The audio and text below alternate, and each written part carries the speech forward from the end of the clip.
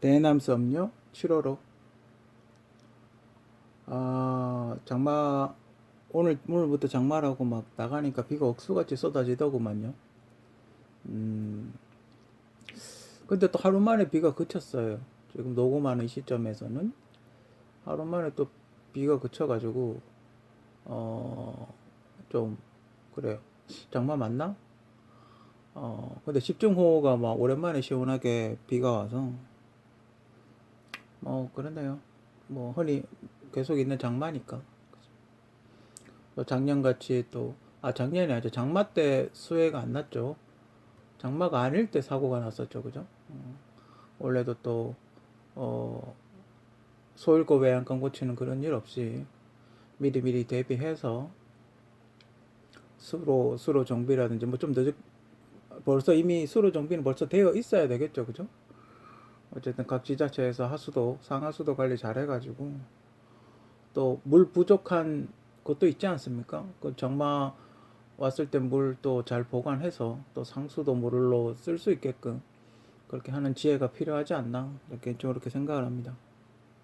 특히 천연가스를 직수입하는 곳들이 비용이 급등하지 않았음에도 불구하고 SMP 가격 제도를 받으면서 엄청난 초과 수익을 얻고 있는 상황입니다. 물가가 너무 많이 오른다고 안전전기료를 낮춘다고 뭐 그렇게 처리를 한다, 동결한다고 그렇게 이야기를 했더군요. 지금 정확하게 몇 조 원 적자인지 모르겠는데, 근데 몇 조 원 적자인지 정확하게 모르겠는데, 한전의 운영 방식이 옛날부터 좀 문제가 있었죠, 그죠? 거의 독점적인 지위를 누리다 보니까, 물론 한전이 전기 만든다고 관리하고 이런다고 고생 많이 한다는 거는 우리도 어느 정도는 알고 있어요, 그죠? 뭐 블랙아웃 될까봐 밤새도록 노심초사하고 그런 거, 혹시나 또 원전 사고 날까봐 또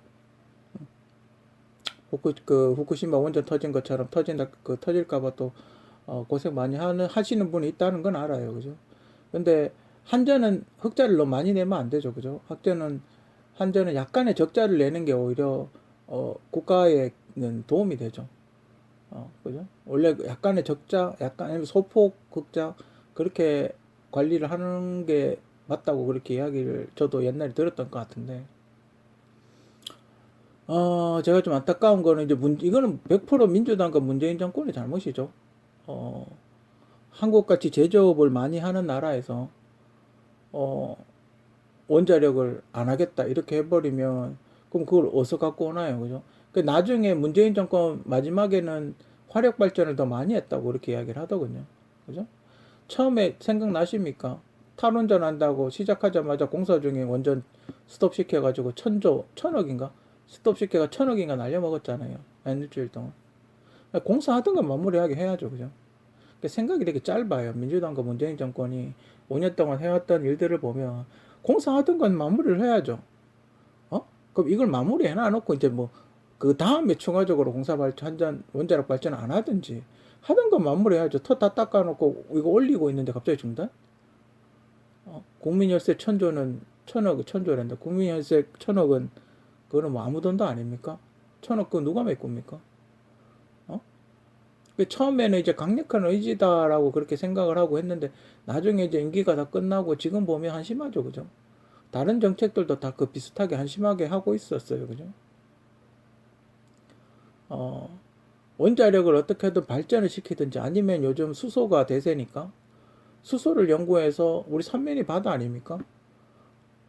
수바닷물에서 수소, 물론 그 전문가들은 기름에서 수소를 빼야 된다고 그렇게 이야기를 하던데, 원유를 이렇게 정제하다 보면 수소가 나온대요. 뭐 그런 것도 있고, 바다에서 전기 분해해가지고 수소 가지고 올 수 있잖아요. 그죠? 물론 전기가 더 들어가서 비효율적이라 수도 있는데, 어쨌든 수소를 뽑아올 수 있잖아요. 그죠? 천천히 뽑아오든 많이 뽑아오든, 그죠? 일단 전기를 만들면 아니면 원자력 발전소 조그만 거 지어놓고 수소를 뽑아서 어느 정도 탱크에 보관 일정 수준의 탱크만 보관하면 수소로 전기를 만들면 처음에는 전기가 다른 전기가 들 수 있지만 나중에 되면 그 수소로 전기를 만들게 되면 이제 안 들어가겠죠, 그죠? 하여튼 여러 가지 방법이 있는데 전혀 하고 있지 않는 것 같아요. 그 기존에 하고 있던 거, 뭐 수력 발전, 석유, 그리고 뭐 가스, 요즘 도시가스 많이 쓰죠, 그죠? 수력, 그 원자력하고 이것만 하지 않나. 물론 이게 가장 검증된 방식이긴 해요. 검증되고 안전한 방식이긴 하지만 다른 방식도 연구를 좀 해야 되지 않나. 연료비가 적게 들어가는 그런 방식도 연구를 해야 되지 않나. 다행히 한국은 내륙이 아니라서 수소를 많이 구할 수 있어요. 얼마든지. 삼면이 바다고 물이 많잖아요. 그죠? 얼마든지 바다에서 수소를 땡겨서 만들 수 있다 이 말이에요. 그죠? 그리고 쓰레기 같은 거 태우면 화력 발전 되잖아요. 물론 쓰레기 태우느라고 에너지가 더 든다 그러기는 하는데 어쨌든 그 우리 그 플라스틱 쓰레기 같은 거 재활용 안 되는 거 그것도 일종의 석유 아닙니까? 그죠? 그것도 일종의 석유라고 불 잘 붙거든요. 그런 거랑 나무 같은 거 이렇게 섞어가지고 펠릿 같은 거 그런 거랑 같이 해가지고 그 화력 발전 태우면 물 끓일 수 있잖아요. 그죠? 지금 한국의 발전 방식은 물을 끓여서 그 증기로 그 발전기를 돌리는 그런 방식이 대부분이죠. 어쨌든 물을 끓일 수 있어요. 그죠? 태양광 지금 문재인 정권에서 하고 있는 태양광 사업은 효율이 굉장히 떨어졌죠. 그죠? 외국에서는 거의 사용을 안 하고 있는 그런 방식이에요. 그죠? 물론 이렇게 조금 소전력 사용하기는 하긴 하지만 대용량 발전에는 사용하지 않는 방식이에요. 그죠? 그리고 한국은 사계절이 뚜렷해 가지고 햇빛이 뭐 사막같이 이렇게 너무 강렬하게 하진 않아요. 눈 와버리면 또 태양광 못 하죠. 그죠? 뭐 그런 약간 안 좋은 게 있어요. 그죠? 그래서 풍력 같은 걸 하고 있긴 한데 풍력도 효율이 좀 떨어진다고 그렇게 이야기를 하더군요. 가끔 불 나기도 하고 그러죠. 풍력 발전기에서 가끔 불 화재도 많이 나죠. 그리고 풍력 발전기 옆에 사시는 분들이 무섭다면서요.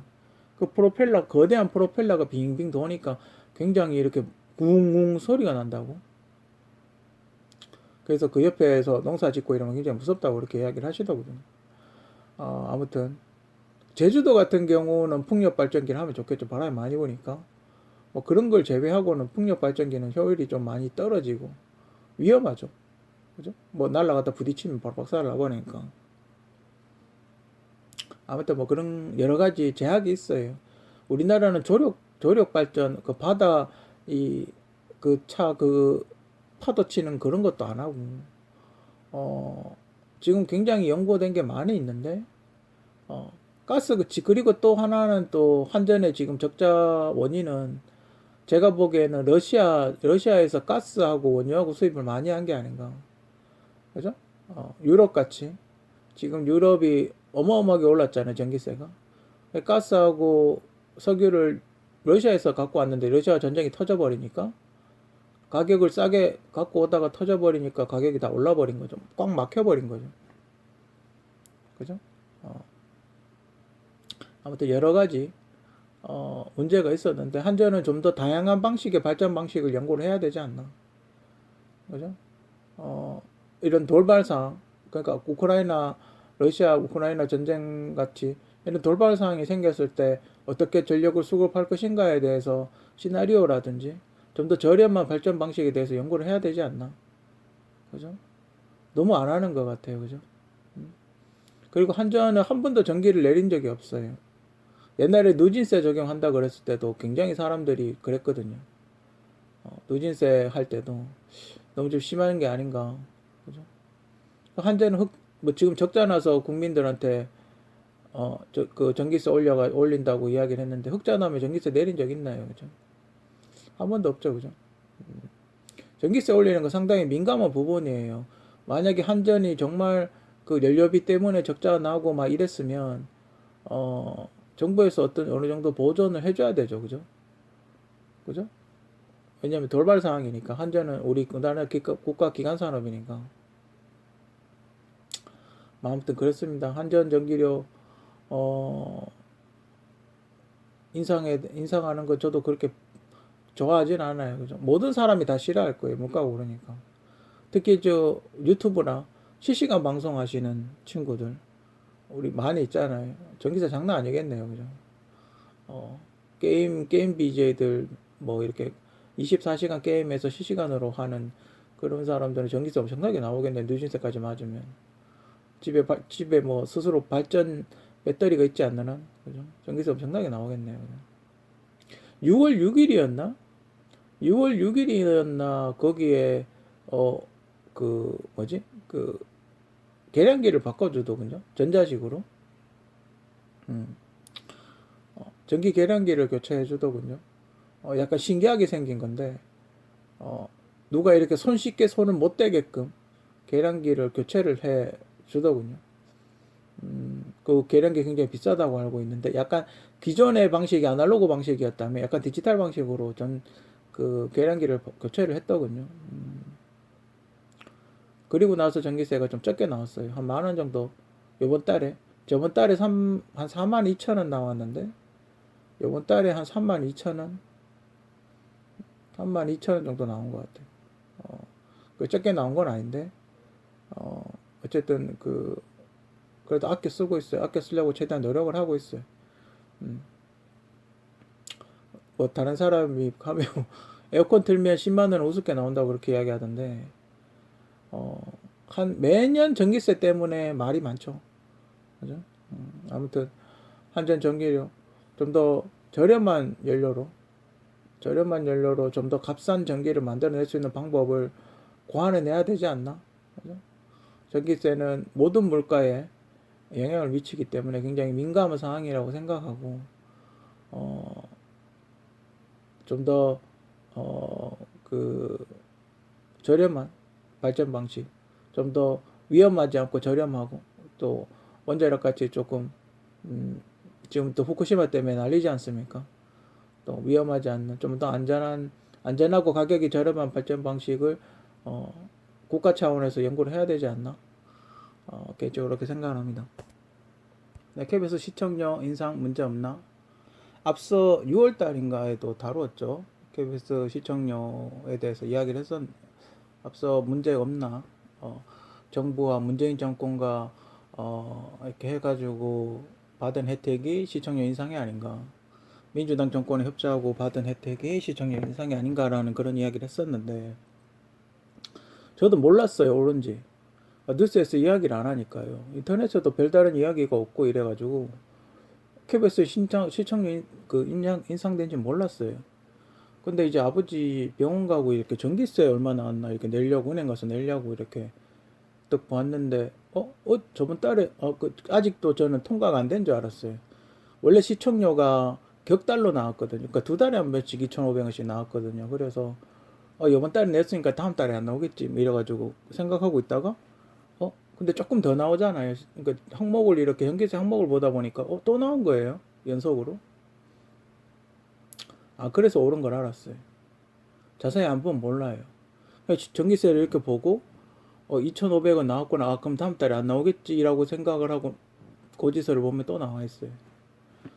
그래서 올랐구나. 5,000원으로 올랐구나. 그런 걸 알게 됐어요. 여러분들 자세히 보시면 아실 수 있을 거예요. 이 사람들이 얼마나 꼼수를 부리냐면 시청료를 5,000원 해서 격달로 냈으면 사람들이 오른 걸 알았을 거 아니에요. 그죠? 빨리 알았겠죠.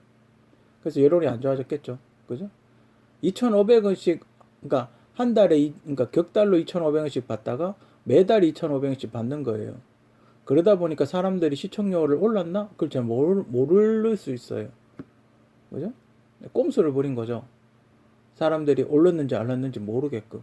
그냥 내가 전기를 많이 썼나? 이렇게 생각하죠. 사람들이 보통 자동이체 하잖아요. 전기세 같은 거 이런 거 자동이체 많이들 하시니까 전기 시청료가 오른지 안 오른지 모르는 거죠. 그죠? 어. 전기 2,500원 정도니까 그냥 뭐 전기 좀 더 썼나 보다 이렇게 생각을 하죠. 시청료가 더 나왔다고는 상상도 못 하실 거예요, 아마.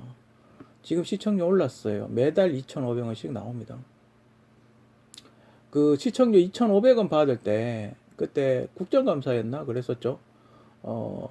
KBS 국정감사 보니까 KBS 지금 50%가 연봉 1억 이상 받는다고.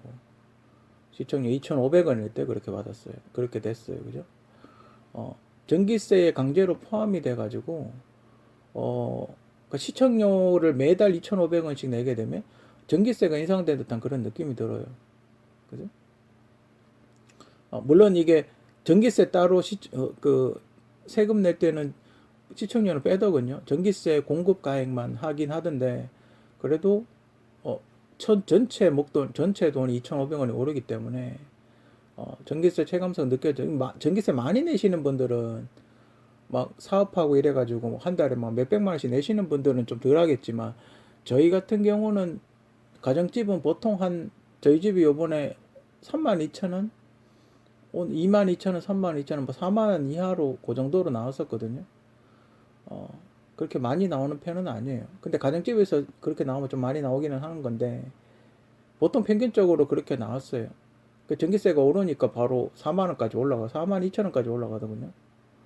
어, 가정집에서 4만원, 예전에 한번 그 선풍기 같은 전기 히터 틀었다가 전기세 한 40만원 나온 적 있었어요. 어, 아무튼, 여러분들도 가끔 그렇게 그 에어컨이나 히터 틀었다가 전기세 폭탄 만드신 분들 있죠. 특히 누진세 그 적용하고 난 이후에 이게 누진세가 전기 많이 쓰면 전기세가 그 굉장히 올라가잖아요. 그러니까 적게 쓰면 별로 안 올라가는데 전기세가 많이 올라가면 엄청나게 많이 나오죠. 그죠? 그렇기 때문에 한번 잘못 나오면 엄청나게 많은 전기세를 낼 수도 있어요. 그죠?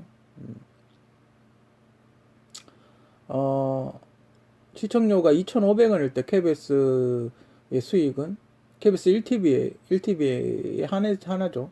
KBS 1TV에 2조 원 수익이 들어온답니다. 2,500원일 때. 그 5,000원이 되면 이제 4조 원 넘겠죠. 3조 원 넘든지 4조 원 정도 되든지 그렇게 되겠죠. 과연 근데 KBS 1TV의 지금 제작비가 과연 4조 원 수준이 되나? 제가 보기에는 시청료 5,000원으로 올려가지고 자기들 월급만 올려줄 것 같은데. 그죠? 이거 저걸 제작비에 쓰는 게 아니라 자기들 임금 인상했겠죠. 그죠? 좀 안타까워요. 그죠? 4조 원이면요. 1년에 4조 원 수익이면 굉장히 큰 기업 아닙니까? 저게 4조 원이면 순수익이 4조 원이잖아요. 아무리 EBS 교육방송도 이 돈에서 나간다고 하더라도 그래도 4조 원이면 굉장히 큰 돈이죠. 그렇지 않습니까? 그죠? 매년 4조 원. 지금 한 6월 달이니까 분명히 KBS는 지금 한 2조 원 정도 들어왔을 거란 말이에요. 그렇지 않습니까? KBS의 시청료가 한 2조 원 정도는 입금이 됐을 거다 이 말이에요. 근데 KBS 1TV 그 수준을 보면 저게 과연 2조 원짜리 방송인가 싶은 정도의 수준이죠. 별로 바뀐 게 없어요. 그죠? 개봐야 해외여행 가가 해외여행 촬영하는 거. 그건 KBS ETV이긴 하지만 뭐 그 정도 수준.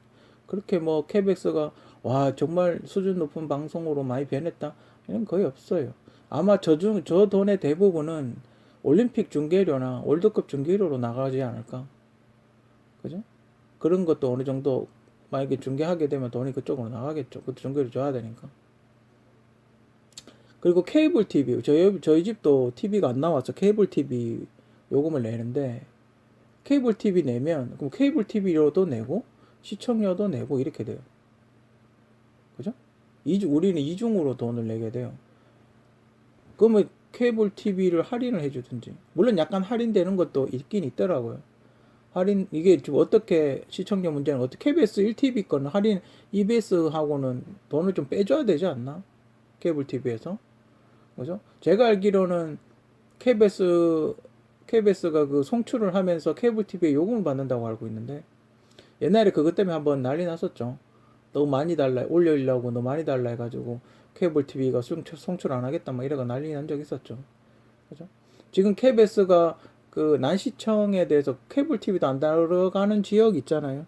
난시청에 대해서 해결하는 방법은 케이블 TV밖에 없어요. 그죠?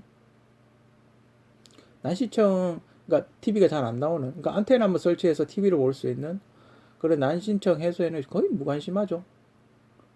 그죠?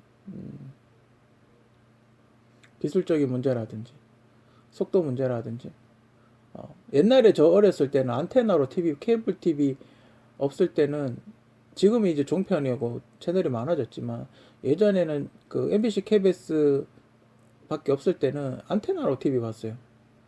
그 이렇게 뭐라 그러지 그 빨래 넣는 빨래대 같이 생긴 안테나 있죠. 그걸로 TV를 봤어요. 그거 옥상에다 설치해 놓고 TV를 봤어요.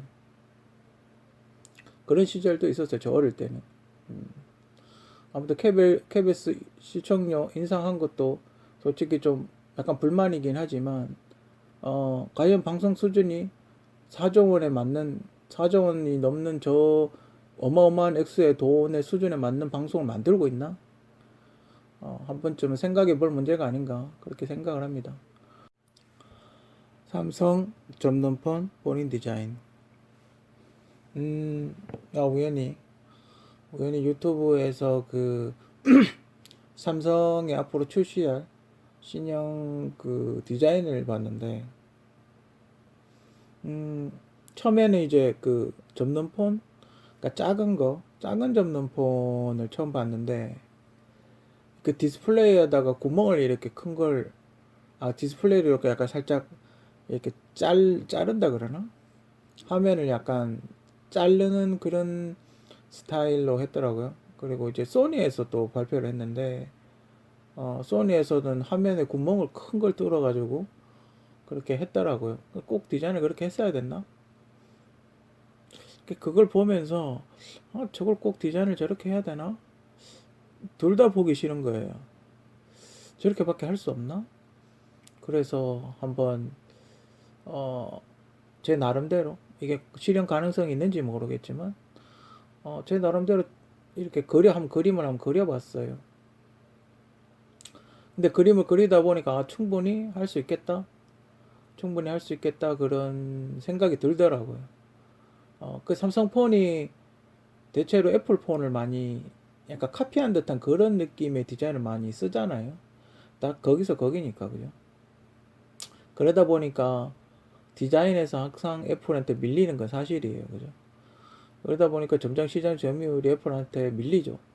그 삼성은 또 애플에 부품을 공급하기 때문에 애플이 많이 팔리면 삼성도 또 득이에요. 그죠. 그렇게 손해보진 않지만 만약에 애플이 삼성의 부품을 안 쓰게 되면 타격이 심하겠죠. 그죠.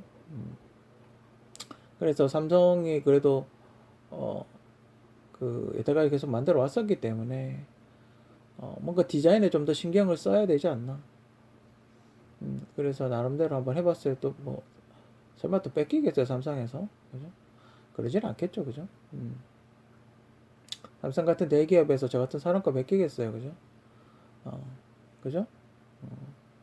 아무튼 뭐 여태까지 뭐 많이 비슷한 제품이 나오긴 했지만 어쨌든 어, 그래도 한번 올려봤어요. 너무 답답해서 디자인에 대해서 너무 답답해서 뭔가 좀 더 그런 게 없을까?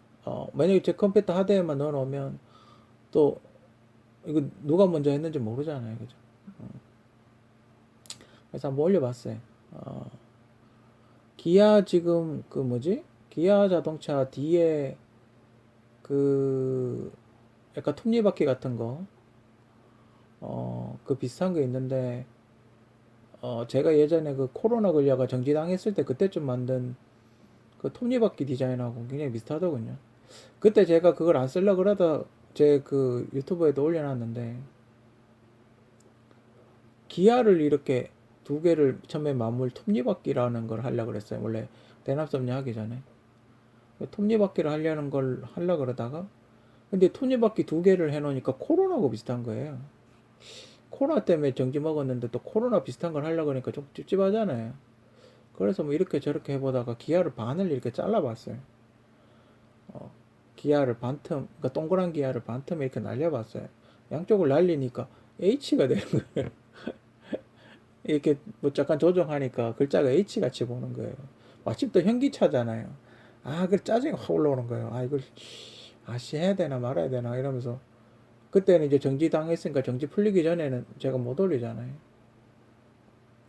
그래서 이렇게 근데 그게 어느 날 자동차 뒤에 그 백등 그걸로 나와 있더라고요. 브레이크 등 디자인으로 그렇게 나와 있더라고요. 글쎄 이게 디자인이라는 게 하다 보면 사람이 다 비슷한 생각을 하거든요. 비슷한 생각을 하기 때문에 저도 최대한 아니라고 그렇게 생각을 하고 싶어요. 저는 일단 비슷한 생각을 했다라고 그렇게 생각을 하고 싶어요. 근데 현대는 과거에도 저는 몰랐는데 그 뭐지 모카에서 그 포니의 신형 있죠? 포니 신형 그 자동차 있잖아요. 왜 새로 만든 거 최근에 이거 리부트 했다 그러나 새로 만든 포니 디자인이 사이버 트럭하고 디자인이 비슷하대요. 그래서 그 모카에서 그렇게 이야기를 하는 거예요. 디자인을 이렇게 반대로 뒤집으면 사이버 트럭하고 똑같다고. 근데 사이버 트럭하고 뭐가 다르냐? 그러니까 제가 예전에 사이버 트럭을 왜 각도를 저렇게 해놨지라고 올려놨던 게 있었거든요. 그걸 이렇게 방향을 반대로 해보니까 똑같더라고요. 이렇게 천장이 이렇게 이렇게 뭐랄까 산처럼 되어 있는 게 아니고 그냥 일반 픽업 트럭처럼 되어 있는 그거랑 똑같더라고요. 이렇게 뒤집어 놓고 작게 만드니까 각도라 이런 게 똑같더라고요. 아니기를 바라지만 현대에서 굉장히 비슷한 게 많이 나오고 있기 때문에 뭐 아무튼 그렇습니다. 그래서 삼성 디자인은 좀 디자인에 신경을 좀 써야 되지 않나 해서 한번 해봤어요. 한번 그려봤어요. 카메라를 지금 동그랗게 되어 있는데 동그란 걸 사각형으로 바꿔서 하면 어떨까? 그죠? 그리고 지금 디스플레이를 카메라 쪽에 디스플레이를 장착을 하고 있는데 카메라를 배터리 쪽으로 반대편으로 옮기면 어떨까? 그런 식으로 해봤어요. 그리고 접는 폰 같은 경우는 저는 접는 폰 디스플레이가 큰 거는 그렇게 바람직하지 않다라고 생각을 해요. 왜 그러냐면 어차피 펼치면 커지잖아요. 그죠? 어차피 펼치면 커지는데 그냥 바깥에 있는 거는 확인하는 수준에서 끝내야 되지 않나?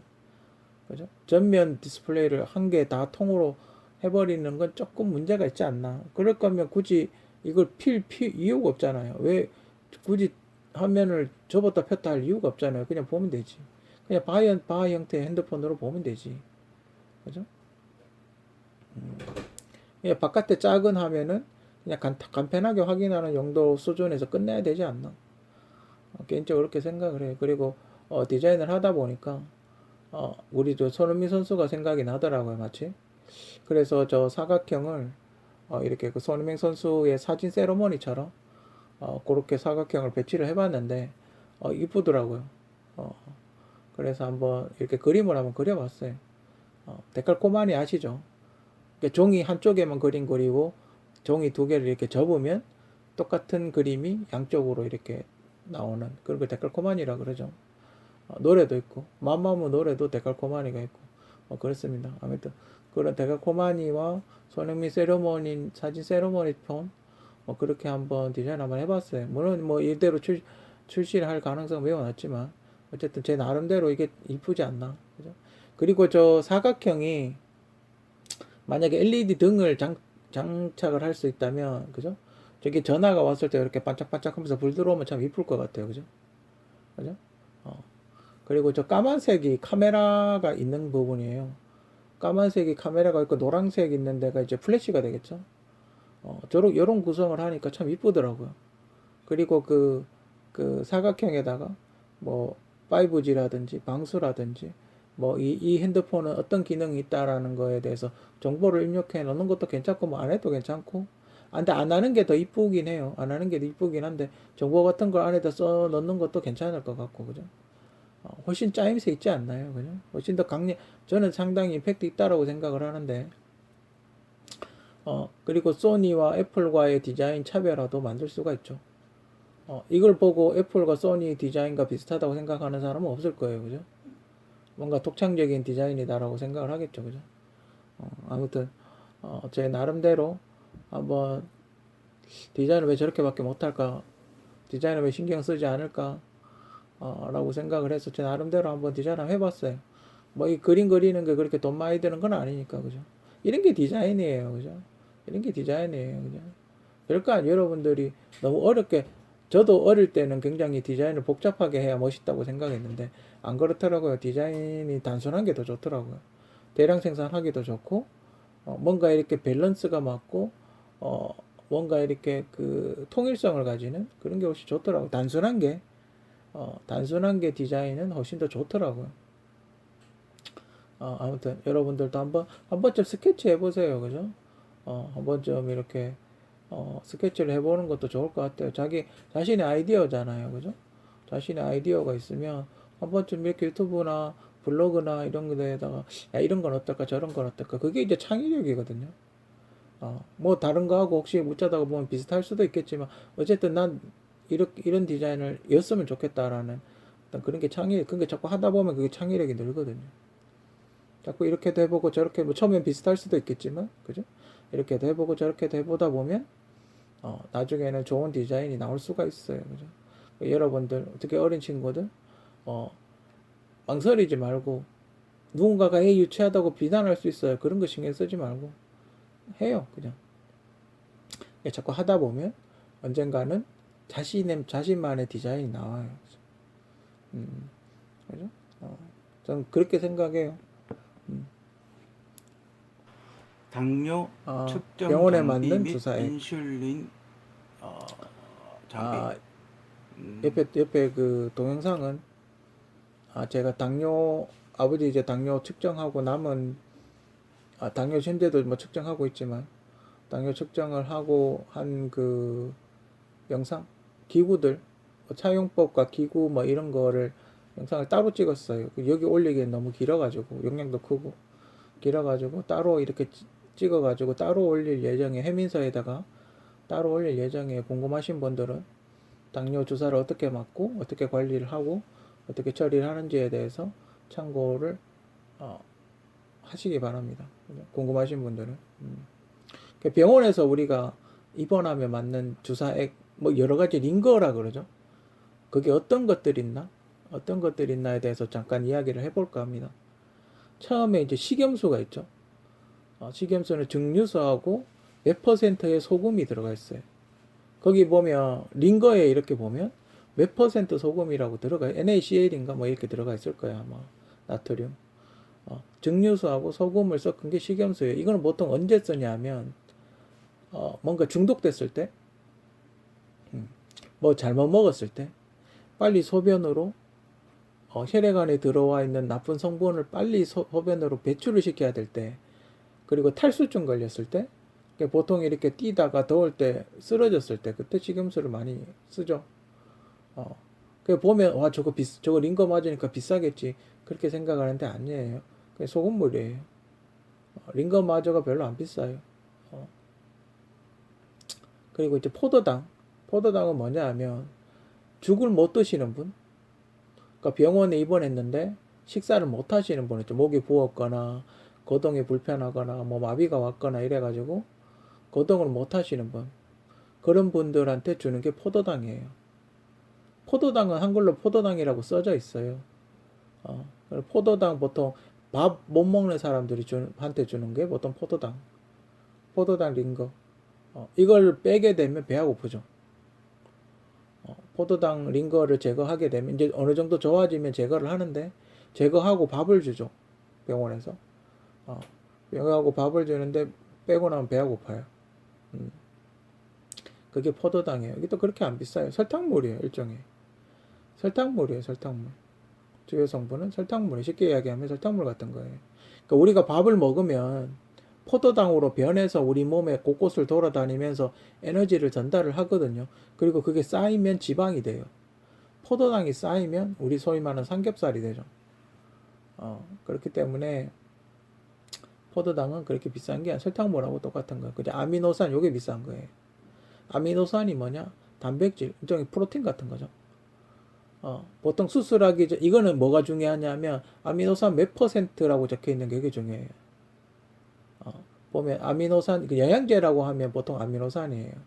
보통 이렇게 큰 거에 맞는 거는 10%, 5%에서 10% 미만. 이거 큰 수술 앞두잖아요. 그러면 한 20%, 심하면 한 30%까지 맞아요. 굉장히 작은 병이죠. 물을 희석시키지 않는 굉장히 작은, 대체로 아미노산은 영양제는 노란색이고 대체로 병이 링거처럼 크지 않아요. 굉장히 작은 병이에요. 그게 제가 한 손바닥만한 게 그게 한 20%인가? 아미노산 20%인가 그럴 거예요. 이거 먹으면 힘이 나죠. 단백질이니까. 그러니까 우리가 단백질을 먹으면 소화가 돼서 나오는 게 아미노산이에요. 이게 왜 좋냐면 우리 몸에 거의 다 구성하고 있는 성분들이 대부분 단백질이에요.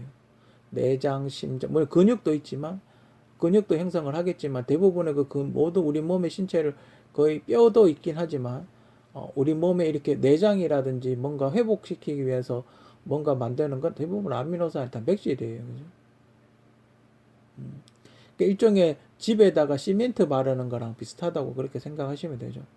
그러니까 그 아미노산을 먹으면 굉장히 비싸고 회복도 빠르고 소위 말해 약발이라 그러죠. 스테로이드와 함께 저는 스테로이드보다는 오히려 아미노산의 효과가 더 좋았던 것 같아요. 보통 영양제라 하면 아미노산을 맞게 돼 있어요. 그죠? 그리고 혈액은 뭐 여러분들 잘 아시죠? 출혈이 있거나 아니면 우리가 헌혈의 집 가서 헌혈하면 그 피를 이제 수혈을 하는 거죠. 수혈이라 그러죠. 거기서 이렇게 피 검사를 해서 안 좋은 성분을 버리고 그리고 이제 우리 몸에 다시 같은 혈액형끼리 넣어주는 거죠. 그 이제 혈액이 있죠. 보통 이 주요 한 네 가지 정도가 우리가 병원 가면 대체로 맞는 그런 거예요. 가장 많이 맞는. 여기에서 이제 또 뭐 추가적으로 더 넣는 약물이 있겠죠. 보통 어떻게 하냐면 식염수를 맡고 있으면 거기다가 다른 성분의 약을 뭐 20cc, 10cc 이래가지고 그 안에다 이렇게 집어넣죠. 식염수를 맡고 있으면 주사기로 그 식염수 안에다가 뭐 주사기 10cc, 20cc 이렇게 다른 성분을 집어넣고 그래 같이 맞게 만들죠. 보통 그렇게 해요. 그죠? 그런 거는 굉장히 독하거나 너무 많이 맞으면 안 되는 그런 성분들이 있고 요즘은 좀 특이한 게 제가 조금 최근에 봤던 것 중에 좀 특이한 주사기가 뭐였냐면 약간 막걸리처럼 생긴 게 있었어요. 하얀 우유같이 생긴 게 있었는데 그게 뭔지 모르겠어요. 양이 굉장히 많았었는데 저희 형도 서울에 있을 때 그걸 맞았거든요.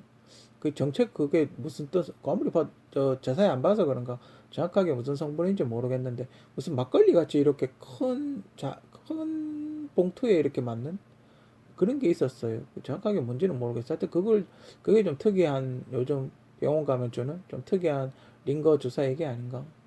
그런 걸 제외하고 기본적으로 이 네 개 정도 맞는 거예요. 그죠? 그러니까 링거 만든다고 걱정하실 필요 없고 아미노산을 만약에 넣고 있다면 영양제 맞고 있는구나 이렇게 생각하시면 돼요. 대체로 노란색이고 양이 작아요. 음. 아무튼 그 병원 가시면 상식적으로 알아두면 좋은 병원 주사액 그죠? 영어로 이렇게 써놨어요. 화학 공식처럼. 그러니까 보면 알 수 있어요. 어, 보면 대충 알 수 있기 때문에 여러분들이 상식적으로 병원 가서 뭐 누가 이렇게 치료받고 있을 때 한 번씩 뭐 먹고 있나 이렇게 한 번씩 보는 것도 괜찮아요. 최저임금 내릴 수 있나? 지금 최저임금을 내려야 되지 않나라고 지금 굉장히 많은 논의가 있죠. 결론적으로 이야기하자면 불가능하다라고 할 수가 있어요. 그죠? 왜냐하면 모든 공공요금이 다 올랐거든요. 만약에 이런 최저임금 내린다는 논의를 정권이 바뀌자마자 했으면 그러니까 윤석열 대통령이 당선되자마자 논의를 해가지고 올 초부터 적용을 했으면 모르죠.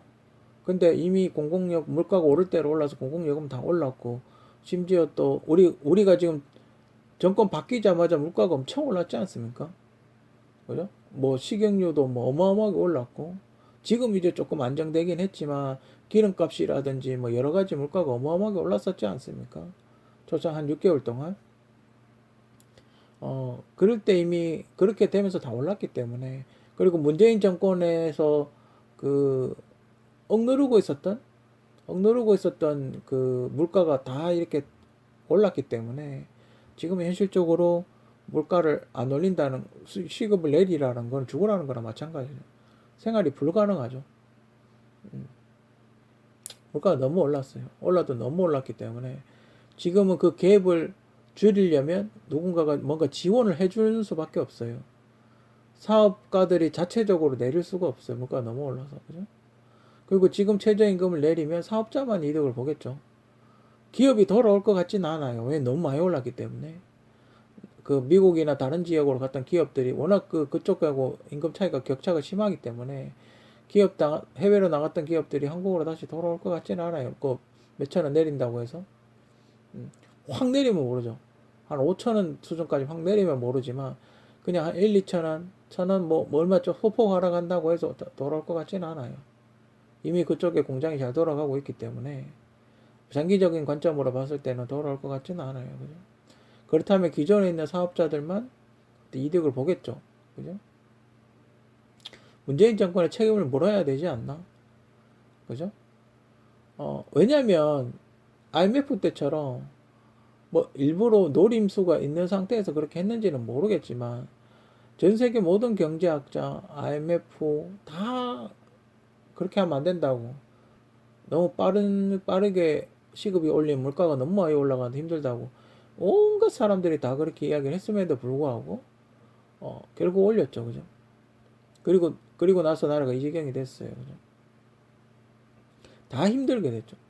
제가 5년 내내 이야기했던 일들이 지금 현실화되고 있어요. 빚은 빚대로 쌓이고, 연준 이자 올리는 바람에 돈 빌려서 투자하다가 지금 이자를 1년에 50조가 넘게 줘야 되죠. 지금 연말에 또 이자 올리면 우리나라가 지금 한 빚 1000조, 연준의 빚이 1000조인지 다른 거하고 섞여서 1000조인지는 정확하게 모르겠지만 만약에 연준에만 1000조를 빌렸다고 가정을 했을 때 이자가 1년에 57조를 줘야 돼요. 어마어마한 돈이죠. 그죠? 엄청난 돈이에요. 그죠? 최저임금을 내리려면 그에 상응하는 보상이 있어야 한다. 즉, 기본소득 같은 걸 주고 시급을 내려야죠. 그리고 뭐 시급을 조금씩 안정화되게 내리고 기본소득을 이제 물고 소득이 좀 안정화되고 어느 정도 자리 잡으면 기본소득을 조금씩 깎든지. 그죠? 뭐 그런 식으로 뭔가를 주고 그 상응하게 그렇게 해야지. 그냥 무조건 노동자들만 희생해라. 그런 시대는 이제 지나지 않았나. 그죠? 그렇다고 지금 노동자들이 혜택 받은 것도 없는데. 그죠? 혜택, 일자리가 있어야 혜택을 보죠. 그러니까 최저임금을 올리면 일자리가 많아서 그 혜택을 받는 사람이 많아야 되는데 일자리가 없잖아요. 그죠? 미국의 그 배달하는 사람 시급이 23,000원인가 그렇다면서요. 근데 우리하고 미국하고 경제 규모가 다르니까, 그죠? 우리나라는 미국 1년 국방 예산도 안 되지 않습니까? 우리나라 1년 예산이 미국 국방비도 안 되기 때문에, 그 경제 규모가 달라서 미국하고 한국하고는 똑같이 할 수는 없죠. 미국은 이미 우리나라가 조선시대 때도 이미 그 사람들은 잘 먹고 잘 살았던 사람들인데, 지금 한국이랑 똑같이 정책을 할 수는 없는 거죠. 그죠? 어쨌든, 근데 미국이 봐봐요. 그렇게 미국이 경제 규모가 커도 어떻게 빚이 상경 2천조나 되죠. 시급이 높은 나라들의 대체로 특징이 있어요. 빚이 많아요. 왜냐 공무원들 월급 줘야 되니까. 일자리는 점점 없어지는데 공무원들 월급은 계속 오르잖아요. 그러다 보니까 대체로 빚이 많아요. 특히 미국이 대표적인 나라가 됐고 미국은 뭐 여러 가지 그게 복합적으로 있어서 그런 것도 있겠지만 대체적으로 미국이 지금도 빚 내는 거 부채의 한도를 늘려달라고 의회에 요청했다고 그렇게 뉴스에 나오던데 빚이 많죠. 그죠? 대체로 시급이 높은 나라들은 빚이 많아요. 정부는 골든타임을 이미 날려버렸다. 그렇죠. 당선되자마자 바로 이 시급 문제를 해결했어야 되는데, 이것저것 이상한, 이준석군하고 싸운다고 골든타임을 날려버렸죠. 그죠? 1년도 예측 못하는 정부가 한심하다. 그죠? 미국이나 이런 데는 예측이 거의 정확해요. 뭐 되겠다, 뭐 하겠다, 이러면 그때 거의 대부분의 미국이 정말 우리가, 강대국이라고 느껴지는 제 개인적인 생각은 미국이 어떤 예측을 했을 때, 만약에 뭐 몇 년 후에 예측이 됐을 때, 특히 월드컵 누가 우승할 건가 예측, 이런 거 하잖아요. 정확하게 맞춘다는 거죠. 거의. 오차 범위 내에서 거의 맞춘다, 이 말이에요. 이런 것도 마찬가지예요. 그죠? 그러니까 한국은 너무 예측을 못하는 게 아닌가. 근데 이거는 시급 올리면 물가 오른다는 거는 누구나 예측을, 이건 다른 목적이 있었던 거죠. 시급을 올린다는 거는 손쉽게 세금을 걷기 위해서 저는 했다고 밖에 생각이 안 들거든요. 그죠?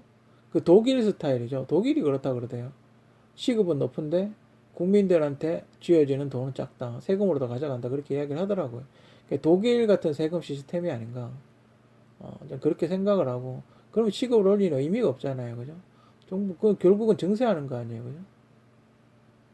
결국 빚만 400조, 어디에 썼는지도 모르는 빚만 400조가 늘었죠. 그죠? 결국 그 돈 누가 갚아요? 여러분들이 받는 거예요. 다른 사람이 안 갚아줘요. 결국 여러분들이 갚는 거예요. 여러분들 자식이나 여러분들이 갚아야 되는 거예요. 그죠? 코로나 핑계를 대지만 이미 제가 보기엔 그거하고 크게 상관이 없는 것 같아.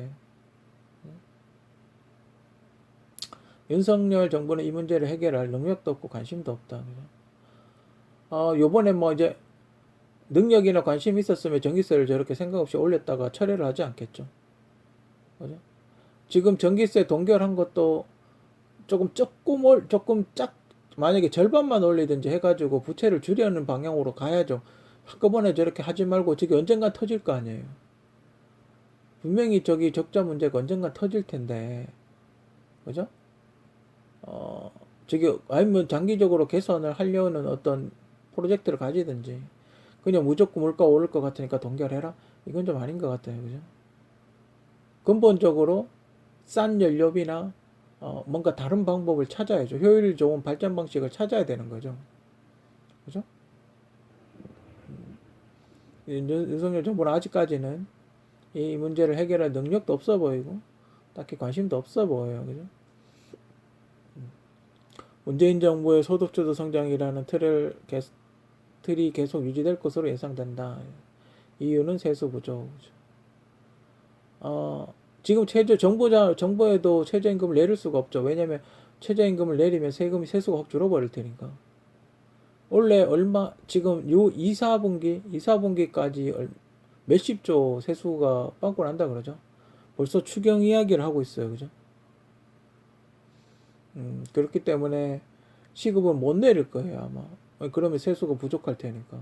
그럼 다른 데서 세수를 메꿔야 되는데, 지금 대한민국은 거의 여력이 없을 거예요, 아마. 그죠? 아무튼, 최저임금은 내릴 수가 없고, 정부에서도 내리지 않을 거라고 그렇게 생각이 들고, 그건 우리 국민들을 위해서가 아니라, 국민들의 생활의 어떤 수준 향상이나 이런 걸 위해서 최저임금을 내리고 이런 게 아니라, 정부가 세금을 더 걷어야 되기 때문에 최저임금을 내리지 않을 거예요. 그죠? 계속해서 그 소득주도 성장을 하지 않을까. 계속 그 틀이 유지되지 않을까. 아닌 것처럼 이야기를 하겠지만, 정부로서는 그렇게 할 수밖에 없어요. 그죠? 돈이 없으니까. 그죠? 빚은 5만상 내놓고, 갚을 능력은 안 되고, 이자도 어마어마하게 줘야 되고. 그죠? 50조면요. 우리나라가 1년에 문재인 정권 때 저출산에 썼던 1년 예산하고 거의 맞먹어요. 5년 동안 280조 썼으니까 1년에 대략 한 50조 정도 썼다고 보거든요. 거의 만약에 1000조 이자 5.7%를 만약에 1000조 이자를 주면 57조 정도 되잖아요. 그죠? 거의 맞먹어요. 그죠? 아무튼 정책을 하는데 결국 그 피해는 다 우리 국민들이 입는다? 그죠? 그래서 치사 만화를 한번 그려봤어요. 그 아무 생각 없는 국회의원들이 얼마 전에 어떤 여성분이 있었어요. 모든 잘못을 이제 국민 탓으로 돌리는, 윤석열을 왜 뽑았나, 뭐 이런 식으로 이야기를 하는데, 오죽하면 윤석열 대통령을 뽑았겠어요. 누군지도 잘 모르는 사람인데. 그렇지 않습니까?